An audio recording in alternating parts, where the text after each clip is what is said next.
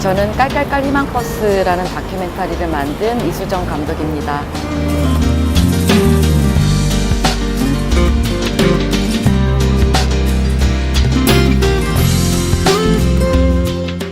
제가 그 희망버스를 타게 됐어요. 그 희망버스를 타게 됐는데 뭐 저 영화를 보면 나오지만 트위터에서 그해 한 4월, 5월쯤에 이제 김진숙의 존재를 알게 됐고, 그제서 제가 김진숙이라는 사람을 이제서 알게 된 것에 대해서 너무 놀랐어요, 스스로도.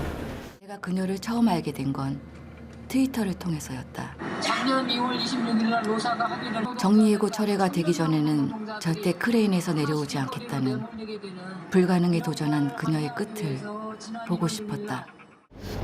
어떤 사람이 그렇게 오랫동안 크레인에서 그렇게 농성을 하고 있고, 또 그 내용을 또 소금꽃나무로 또 읽었거든요.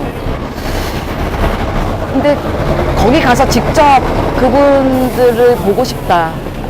그분 이제 김진숙 지도위원뿐만이 아니라 거기 계신 분들을 보고 싶다라는 생각이 들어서.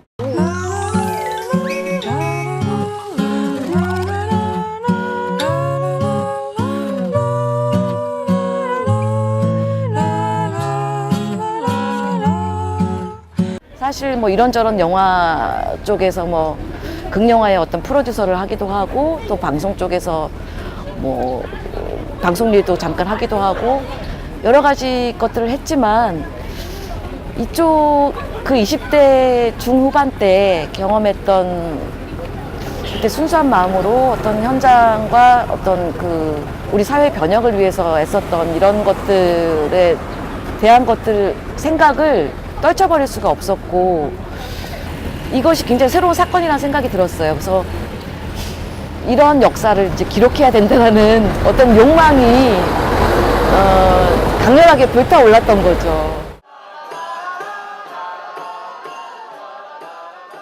그 여름, 김진숙을 구하고자 하는 염원은 곳곳에서 피어났다.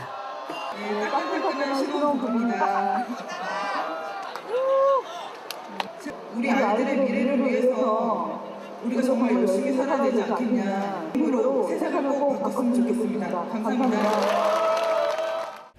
희망이라는 것이 우리가 쉽게 희망적인 상황이 만들어지지 않고 여전히 절망적인 상황은 계속 될 거라, 그것이 뭐 우리가 원하는 대로 그런 세상이 다 좋은 세상이 온다라는 거는 그냥 세상이 사실 끝나는 지점이라고 저는 그냥 개인적으로 이렇게 바라보고 있거든요.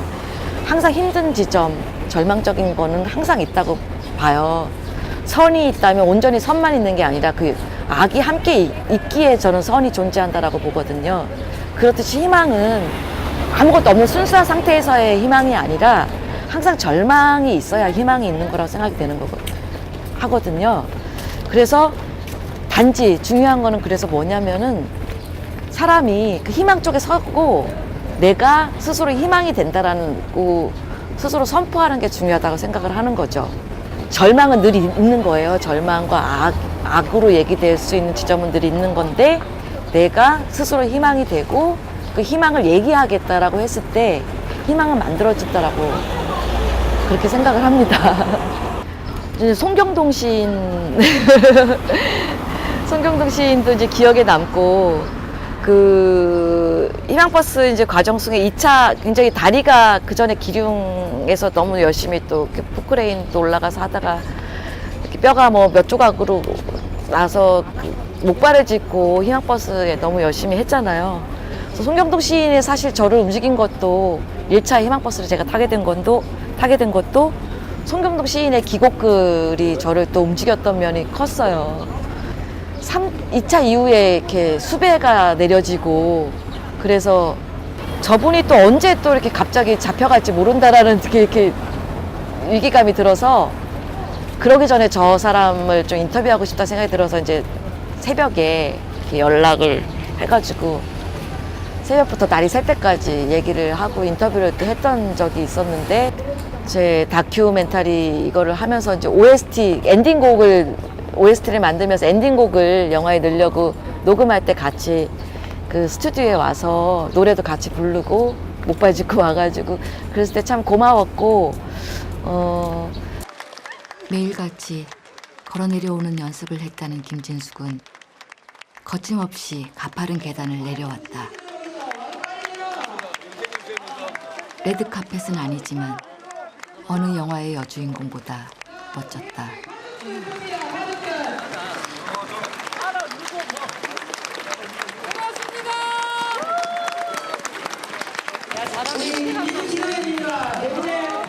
세 분의 타시는 약간은 멋진 자세 이런 거 해도 됩니다. 천천히 약속하고 하나 됩니다. 천천히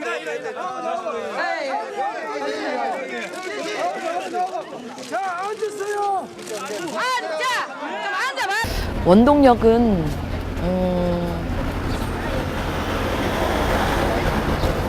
원동력은 사실 이제 현장에 왔을 때 힘을 많이 얻는데요. 그래서 쌍차와 또 7년째 투쟁 중인 장기 투쟁 중인 이제 콜트코텍을 기록을 하고 있는데 그 힘의 원동력은 사실 힘든 상황 자체가 힘을 주고 그래서 이제 못 나올 때 오히려 더 몸이 아프고 괴로워요. 근데 막상 와서 이렇게 기록을 하면 현장에서의 에너지가 힘을 주고 어떤 사명감이라든지 명분이라든지 이런 것들은 오히려 그런 건 자기를 이렇게 짓누르는 거고 어떤 윤리적인 그런 부분도 계속 제가 기본적으로 그런 생각들을 안 하는 건 아니지만 현장에 와서 이렇게 사람들을 만남으로써 힘을 얻는 것 같아요. 이 사회에서 뭐 어떤 무슨 어디서 상을 받는다든지 뭐 영화가 뭐 많은 사람들이 봐서 뭐 흥행을 한다든지 그런 것들이 이제 인정이었다면 지금은 그런 게 중요한 게 아니라 내가 사랑하고 내가 정말 저 사람이 가는 길은 옳다라고 생각되는 사람들 그런 사람들로부터 인정을 받는 것이 가장 이제 중요하다라고 생각을 하는 거죠. 나는 이제 나의 크레인에 오른다. 나와 대면하는 시간이 두려웠었다.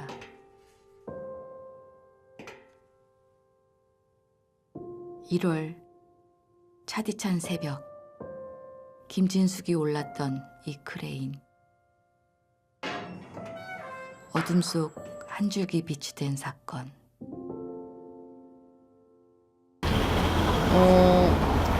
전 세계적으로 봤을 때 신자유주의 자본 문제는 뭐 앞으로 상황은 더 나빠질 거라고 보고 그랬을 때 사람들이 어떻게 살아가야 되는지 1%의 자본이 아닌 다수의 뭐 1대 99라고 얘기도 하고 20대 80이라고 얘기도 하는데 그 다수의 많은 사람들이 어떻게 살아가야 될 것인가에 대해서 이제 계속 고민을 해요. 그것을 뛰어넘는 다른 삶의 형태에 대해서 고민해보는 저는 이제 그런 것들을 이제 콜트코텍의 문화예술연대 그런 거에서도 좀 이제 발견을 해보고 싶은 거고 젊은 친구들이 콜트코텍에 꾸준히 많이 찾아와서 같이 하면서 모색해보는 것이 바로 그런 어떤 삶의 모습이 아닐까 그렇게 생각을 해보는 거죠.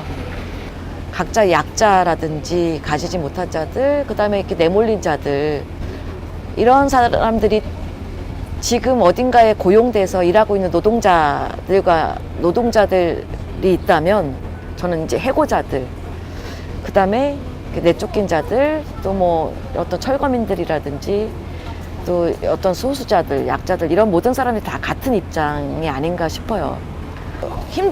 어떤 힘든 지점이 있지만 거기에서 힘든 지점이기 때문에 저는 거기서 오히려 희망을 찾을 수 있다고 보는 거거든요.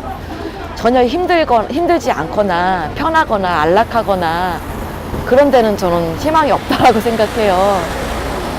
이제 깔깔깔 희망버스에서도 파국과 구원은 같이 온다라는 말을 썼는데 정말 절망에 있을 때 희망이 있는 것이고 파국이 있어야 구원이 이제 있다라고 생각돼서 어떻게 보면은 저는 자꾸 이제 더 실패를 무릅쓰고 계속 실패를 해야 되는 거고, 그렇게 자꾸 실패를 반복하는 과정 속에서 그 뛰어넘을 수 있는 지점이 자기도 모르는 사이에 이제 나올 수 있다. 전혀 예측할 수 없는 순간에 나온다라고 그렇게 생각을 합니다.